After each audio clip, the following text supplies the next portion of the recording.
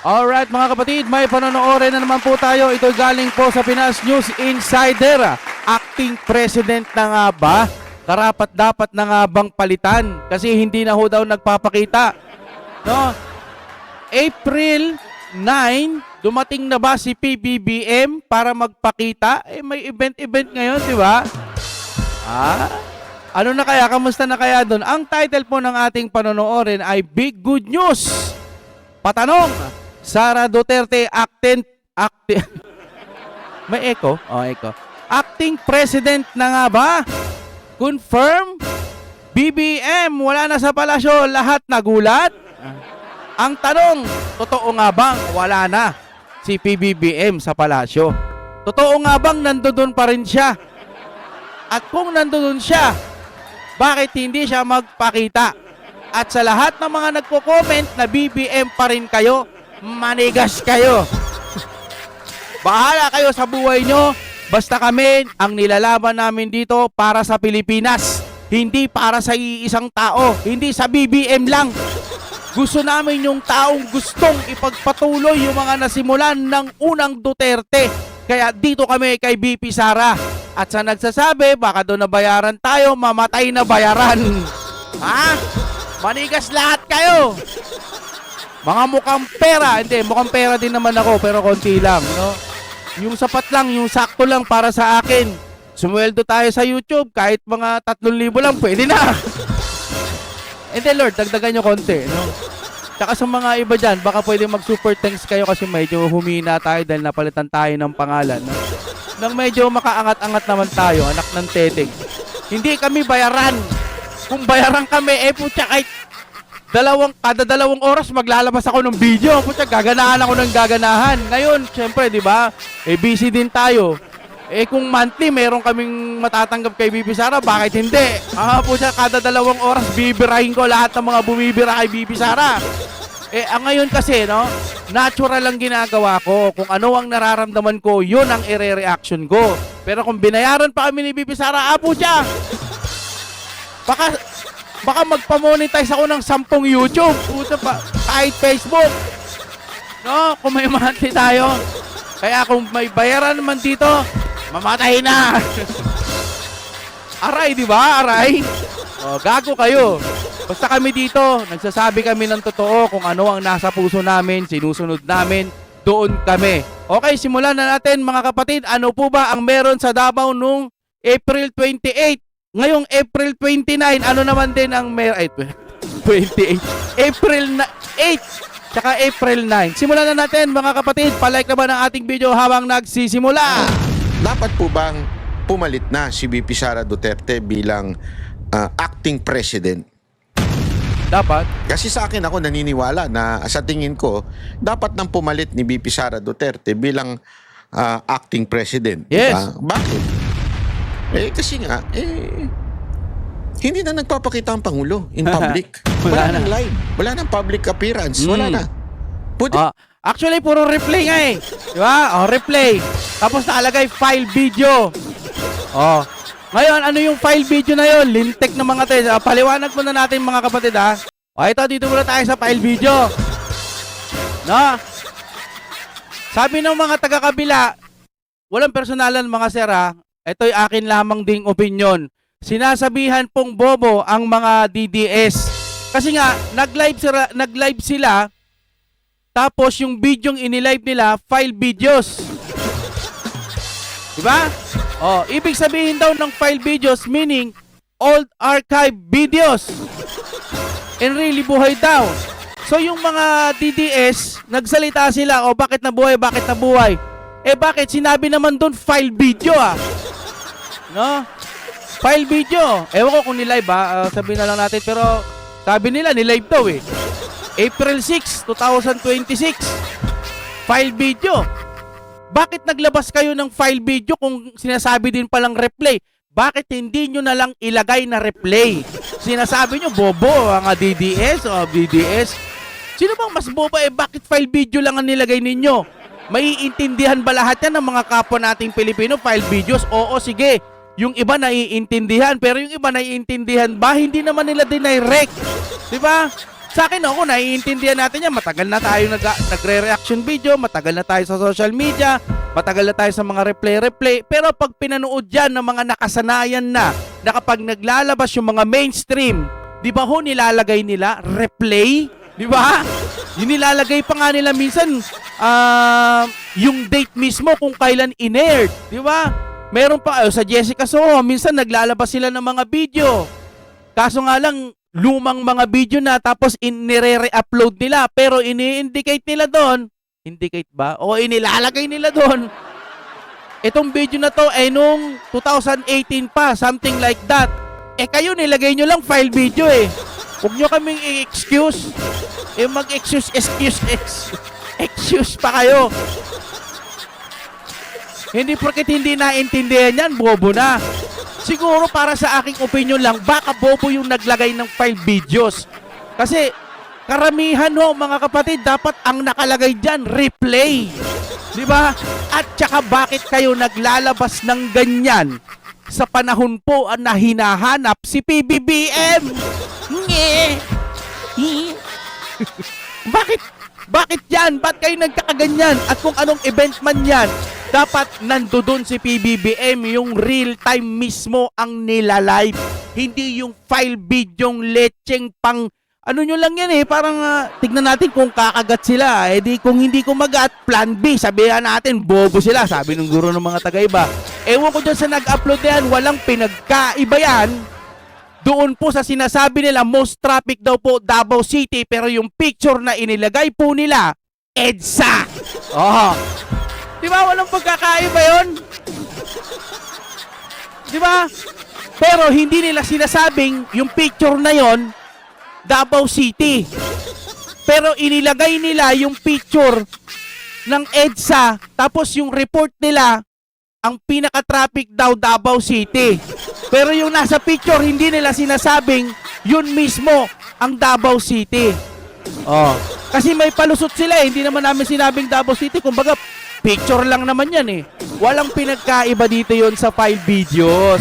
Kasi kung talagang wala kayong intensyon na masama, pwede nyo naman ilagay talaga dyan. Sa aking opinion lang replay o hindi naman kaya yung inere kung kailan. At hindi dapat po yan inilalagay sa panahon po na hinahanap ang presidente.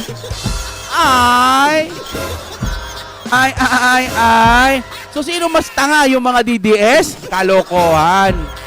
Dapat inilagay nyo yung totoo dyan. Replay, hindi file videos, hindi agad maiintindihan yan ng mga ibang mga Pilipino.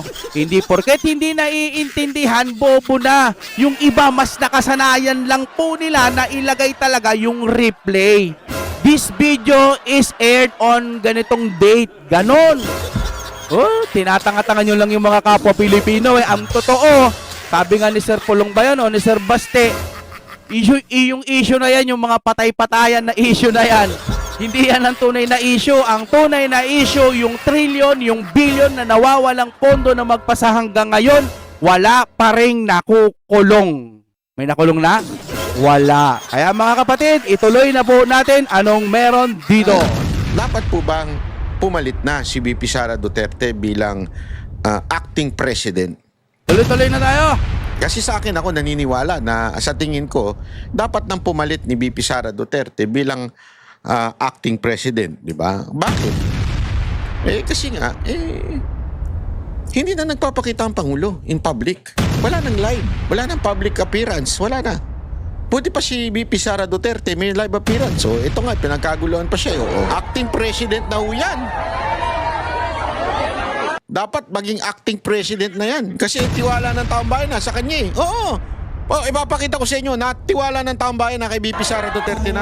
Ito ang balita ngayon. Trending at pinag-uusapan ngayon sa mundo ng social media. Ang di umano'y balitang. Ito ang balitang dapat malaman ng taong bayan na pilit tinatago at pilit ayaw di umanong ipalabas ng mga bayarang media sa palasyo, Kamara at Senado sa publiko. Ingatan si Sara, anytime maaring magbago ang takbo ng kapangyarihan. Matapos ang usap-usapan at kumakalat ngayon sa lahat ng social media platforms at maging sa mainstream media ang di umano'y totoong kalagayan ng kasalukuyang Pangulo na si Yeah. Marcos Jr. Yeah. Vice President Sara Duterte. Pinaghahanda na at posible na di umanong manumpa anumang oras Oh. bilang bagong Pangulo ng Pilipinas kapalit Oh. ni Marcos Jr. Pero bago ang lahat, kung bago ka pa lamang sa channel na ito at kung gusto mo ang mga balitang politika, ay please huwag kalimutang mag-like,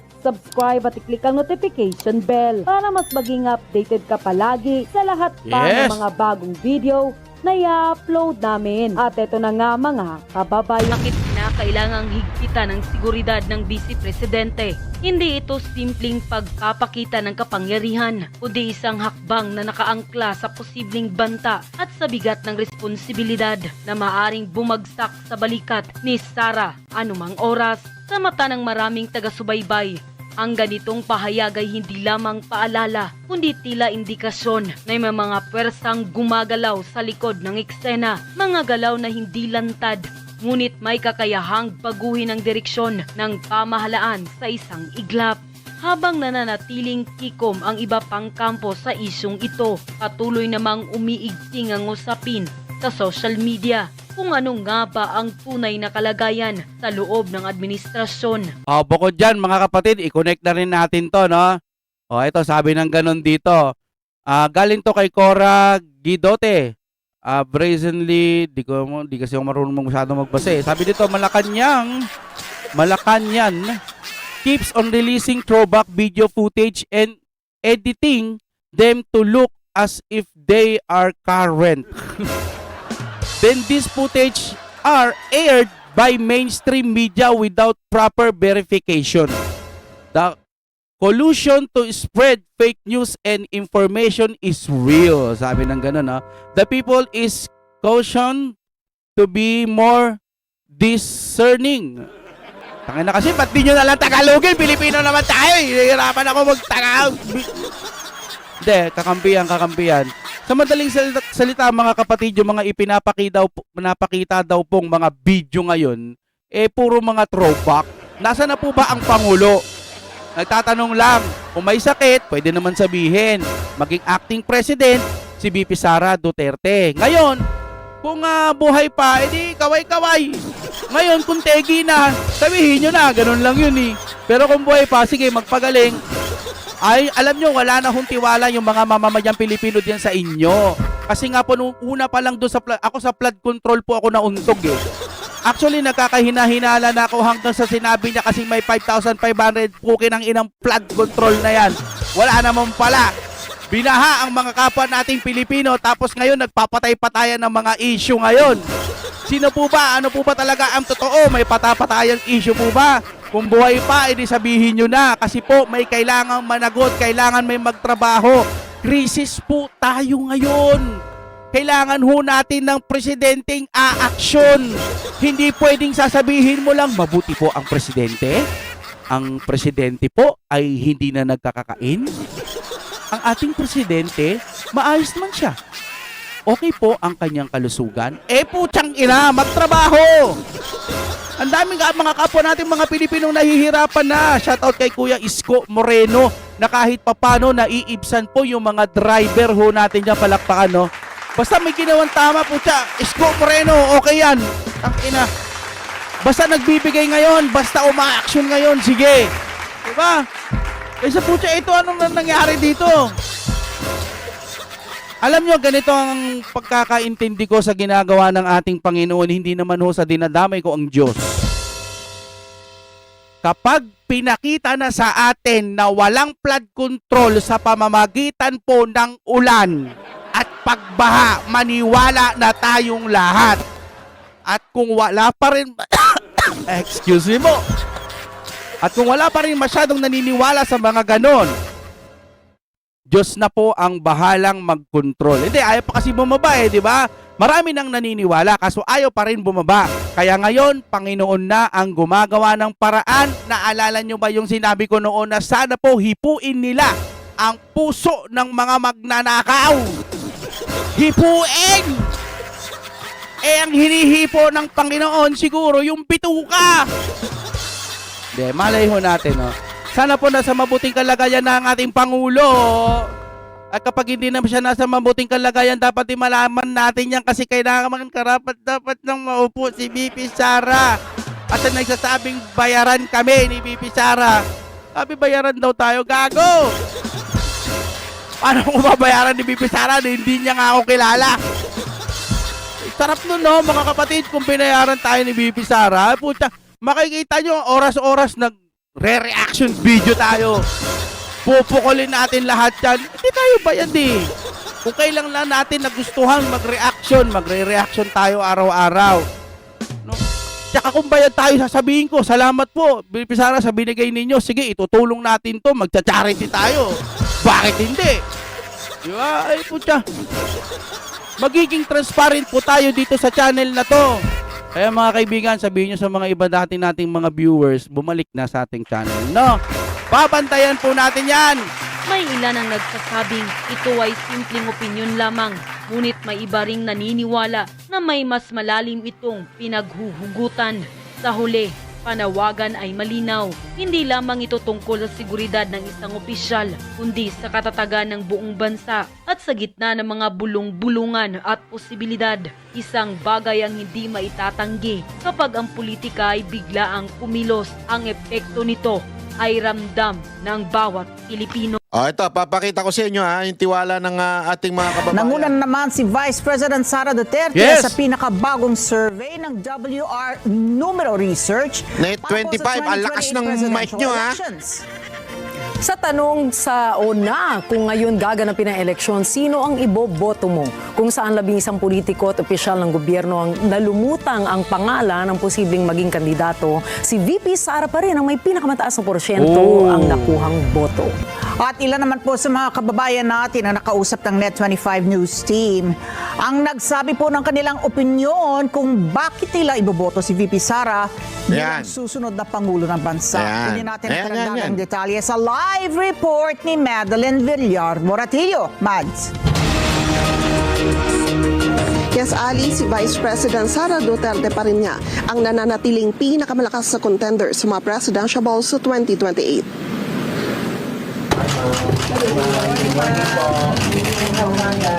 Patuloy na nangunguna si Vice President Sara Duterte sa pangalan ng presidential balls sa 2028 elections. Sa pinakuling survey na ginawa ng WR Numero Research nitong Marso, 35.9% ng mga respondent ang nagsabi na si VP Sara ang iboboto nila sa pagka-presidente. Wow! Tinanong ng Net25 News Team ang ilan nating kababayan. Bakit nga ba nila iboboto si VP Sara? Ayan, pakinggan natin. Bumalik po yung dati na may yung mga tao may kinakatakutan. Pero ngayon na mga tao maluwag. Kung ang magiging pala Mga kinakatakutan para daw may balik. Kasi totoo nga naman, wala na kinakatakutan ngayon. Kasi nga weak yung presidente natin. Lupit ngayon. Hindi talaga alam mo ang mga kriminal, iba mag-isip. Totoo, hindi ako nagbibiro. Ang mga kriminal, gago talaga yan. Mga demonyo yan. Oo, So criminal. kailangan yung Pangulo, matikas, hindi parang... Hindi pwedeng ganun. sa kanya ay katulad din ng kanyang tatay. Opo. Kasi yung seguridad ng mga tambayan na sa paligid, yung mga mas maganda nung panahon ng Pangulong Duterte. Kasi ano naman siya ni Duterte. Mga Duterte din ako nung panahon ni Duterte. Na possible ay boto. Simula nung naupo si Tatay Digong, parang nabawasan din yung mga alam niyo na yung mga nagkaroon ng war on drugs. Yung kontra laban sa droga medyo nabawasan. Wala siya. Sa Net25 sana po, no, mayroon naman kasing mga phone, ay mga mic na yung boses lang ho talaga ang masasagap, no. Sana may ganun silang mic. Parang bumalik yung mga krimen ngayon. Diba? Madami yung mga krimen. Mga namamatay. Sorry. naman siya sa atin sa kanya. Mga kapatid, ako naman may ipanunod ako sa inyo. Itong video na to, putan, tindi na ito eh, no. Ayan. Paano ba? Ganyan, yan. Hindi ko na masyadong ipi-play ha. Kasi nga ano to galing to sa GMA. Pucha, bakit naglabas ng ganito ang GMA? Ewan natin kung totoo. Kung totoo ito, salamat po. Pero kung hindi totoo, bakit kayo naglalabas ng ganito? Ewan ko lang ha. Tingnan ho natin yung mga comment. Sabi na sa room 304, sabi ng mga bugok, wala na, bias na talaga, sabi ng ganon. 2004 pa ito, sabi ng ganon. Basahin natin yung mga ibang nag-comment. Sabi, pasyal po kayo sa amin sa Bataan, maganda po dyan sa Mount Samat. Taon-taon po talaga celebration ng araw ng Kagitingan. Di po pwedeng hindi ipagdiwang kasama ang mga veterano at kahit na sinong. Di po pwedeng throwback lang, kaya po holiday today. Magbasa po tayo at mag-search para may ituturo po tayo sa mga apo. Okay? Sabi ng April 9, 2026 po, tignan nyo po nakalagay sa upper left side. Saan ba yung upper left side? Ng video. Oh, upper left. Dito sa kabila. Tinakpan ng GMA News eh. May GMA News na nga doon. May GMA News doon pa. Okay. Titignan natin ha. Ay, play natin. Ganito na lang natin, no? 2000 April, parang halatang edited. Ewan ko lang. Bitter ba ako? Malalaman natin yan eh. Titignan natin. Ha? Sabi niya upper left side ng video. Oh. Tingnan niyo po nakalagay sa upper left side. Tingnan natin dito. Left. Oh, left.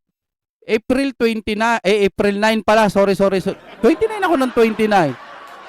Oh, yes. Nag-waste talaga ako ng time to watch this in YouTube and I found out pinagluloko na lang talaga tayo ng gobyernong to. That's one old video kahit i-search nyo pa. Oh, talaga? Paano bang isa-search? Sige natin. Year pa yan ng 2025, month of April. Talaga? Titingnan nga natin kung kaparehas ha. Susubukan ko po mga kapatid para ho sa inyo. Saglit lang ha. Putang ina, ang hirap hanapin. Ang hirap hanapin. Hindi ko siya nakita ng 2025. Sa 2024 halukayin ko pa. Sabi nito kasi 2024. Tapos ako naman tumingin sa 2025. Ang hirap maglulukay, mamen, lalo na yung view niya kasi view siya ng GMA, tapos yung isa naman Malacanang, no? So parang ang hirap. 2025 man, hindi siya 2025. Ayan magiging fair po ako sa inyo. Kasi nung 2025 nakita ko si PBBM po may salamin dito, pero nung 2025 wala. Baka sa 2024 yun o 2023, hindi ko alam. No? O baka maaaring totoo ba to? Tignan natin po siya. Live natin babasahin yun. Panoorin nyo po yung live ngayon. May cellphone po kayo. Nagsasalita po siya kaninang umaga. Pahingi ng link. Oo, yun. Ako rin mga kapatid. Gusto ko ng link. Kasi yung, tinignan ko yung 2025. Nakasalamin siya dito pero doon po sa 2025 hindi. So maaaring ito pag hindi natin nakita ng 2024, 2023, 2022, tama ba? Ibig sabihin legit ito. Oh, yun lang ha. Ngayon tulungan niyo po ako para sa akin, no, para sa akin lang naman. Kung hindi natin makikita 'yon, maaaring si PBBM nga po ito ngayon. Oh, di ba? Wala tayo. Tulungan niyo po ako hanggang 2025 lang ang kaya ko makita pero may isa akong nakita ko na oo nga no, 23. Oo nga no, dapat 24 na no. Ayun, ito may isa ito oh. 83. Ang nasa video, 'di ba dapat 84 na?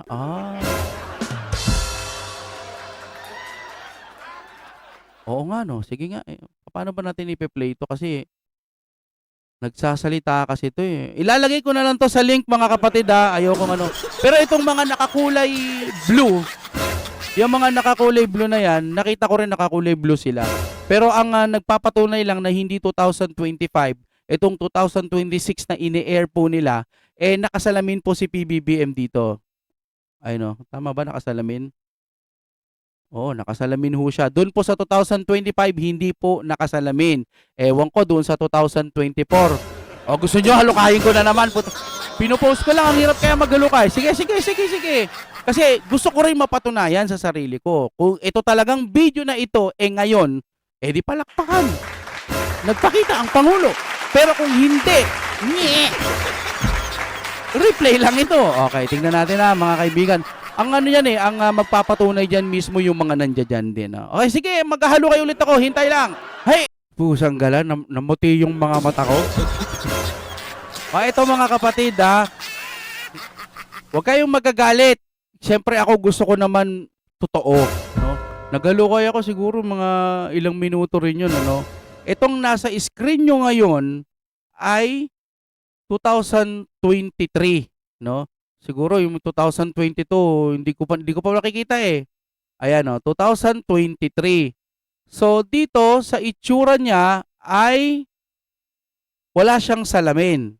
Okay? Pag pinlay mo siya, ayan Different time now. Those who once faced each other in battle now work together for peace. Meron pa dito isa po. 2000 ito rin 'yun. Yan.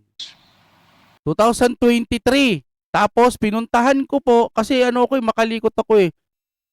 Tapos dito naman sa 2024. Ito din 'yon. Play natin Soldiers from all over the country who bravely fought in Tapos dito naman sa 2025. Ayan po mga kapatid. Hard-earned by the blood and the sacrifice of all. Yan. Ito naman po yung 2026. Ayoko po kasing pasensya na ho kayo Kahit kontra tayo kay PBBM, gusto ho natin yung katotohanan.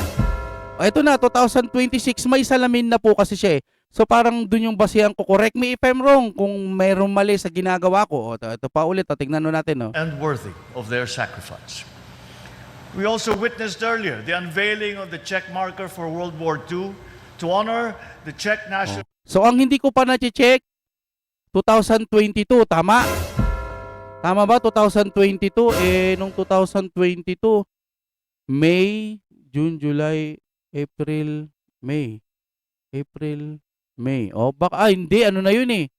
Kung 2022, kay PRRD pa yon mga kapatid, tama ba? 2022 ng April, si Tatay Digong pa yon. Correct me if I'm wrong, medyo tanga-tanga tayo, kaya walang lumalabas eh, di ko ma-search. Baka si Tatay Digong pa nun. Tapos kasi 'di ba May nagkaroon ng election, May, tapos ewan ko kung kailan na proklama si PBBM, pero nung 2022 hindi si PBBM yung lumabas dito sa anniversary ng Araw ng Kagitingan. Correct me if I'm wrong. So sa ngayon, baka nga talagang legit na si PBBM po yung pumunta. Taas dalawang kamay ko. Nag-search ako eh. Wag ho kayo magagalit. Siyempre naman ho tayo, gusto nating katotohanan. Malay mo nga naman si PBBM talaga to. Ayan eh. 84th anniversary of Araw ng Kagitingan. Who chose to stand with us in the Yan. defense. Nakasalamin. So that we Okay, nakasalamin. Pero sinasabi nila 2025 pa daw. Nung 2025, tumalon din naman ako. Nung 2025, Araw din ng Kagitingan, wala ho siyang salamin. Hindi na po pwedeng i-edit yung YouTube kapag ka ikaw ay nandoon naka-upload na. Hindi na pwedeng i-edit yun mga kapatid. Hindi mo na pwedeng lagyan ng AI na salamin yun. So ito, magsasalita ulit. All our services. Not just 2024, lalangoy na naman tayo dito. Wala pa salamin. World War II side by side. Dito naman sa pinakalas, kasi nga yung 2022 ng April, si Tatay Digong pa yon. So April, May, di ba? Kasi alam ko si Tatay Digong, di ba, 2022? Tama ba? Yun. So parang yung boundary niya, yung borderline medyo magkalapit. Ayan na. 2022, 23, 24, 25, 26. So apat na taon ba? O 5 taon? 4 na taon. Ang gulo, di ko alam. Kayo, magpaliwanag kayo dyan sa baba. Ayan, ganyan po akong 81 first, paano babasahin yan? Of Valor, Araw ng Kagitingan, 23. So one might So, kayo mga kapatid, meron pa ba kayong ibang mga video? Ako, gusto ko lang ho kasi mga kapatid, medyo sigurado pa rin tayo. Itong sa video na to, maaring si PBBM nga talaga. Kayo mga kapatid, comment po kayo dyan. Kung may nakikita pa kayong ibang video na fake ito, pwede kayong maglagay. Pero para sa akin ngayon, mukhang naniniwala ako. No? Kahit syempre, kahit kampi tayo sa mga Duterte, may mga pagkakataon kasi na malikot yung aking mga kamay. Dadalaw at dadalaw ako. O, sabi ng ganun, 2025 pa daw, pero iba naman yung nakita natin. Kayo mga kapatid, baka may iba pa kayong video nakahawig po nitong 2000 saan na yun? Ayan, 26. Nakaparehas ng mga dating video. Kasi ako, pumunta na ako dito. Ayan, 1 taon ang nakalipas, yung salamin niya iba. So legit siguro na baka talagang si PBBM yung nakita natin. Ngayon ang problema, bakit may lumalabas ng mga patay-patay issue? Gayong, meron pa po tayong flood control issue. Pakita niyo mga kapatid, parang pinawisan ako. Ayun, may pawis-pawis. Kasi hinahanap ko talaga. Ayoko din kasi na maging yung mga followers natin na parang paniniwalain ko lang kayo sa kung ano man lang yung gusto kong paniniwala. Kunwari, DDS ako. Ay, hindi ko na yung mga 2024, hindi ko na ibubulgar yan. Hindi ganon. Kailangan alam din natin. Magmatsyag tayo. Ngayon, kung talagang legit ito, baka nagkakaroon na naman ng diversion para makalimutan o mailihis yung totoong mga pangyayaring gaya ng flood control issue. Pawis na ako, no? Naghanap ako, pinost ko lang mukha lang madali pero naghanap talaga ako. Kayo mga kapatid, subukan nyo din mag-search. Malay nyo, nasa inyo rin yung sagot. May katotohanan din. Kaya alamin ho natin kung ano ang totoo. Kasi kung nagsasalita si PBBM dito sa siya na to. And Kung the tutusin. generations that follow may inherit a nation that is free, sovereign, and worthy of their sacrifice. We also witnessed earlier the unveiling of the check marker for World So ano ba, tama ba yung sinasabi ni Sir Polong o ni Sir Baste na wag nyo kaming ilihis sa patay-patayan issue? Panagutin yung mga sa flood control, no? Sabi ng ganon. Yun lamang mga kapatid. Wag ho kayong magagalit. Magkakakampi po tayo mga kapatid. Gusto ko lang ho ng katotohanan. Ngayon, biglang tumatanong sa isip ko, diversion ba ito para makalimutan ng usapin patungkol sa flood control? Huwag tayong magtanga-tangahan mga kaibigan. Baka ipinapalabas lang na ganire at ganito para lang doon na lang mapunta yung issue. Kasi pagka ganun issue, paboritong kagatin din ng mga DDS. Mahirap na. Maraming salamat sa inyong panonood. At syempre, huwag nyo kalimutan, mag-like po kayo sa ating video. Maraming salamat sa inyong panonood.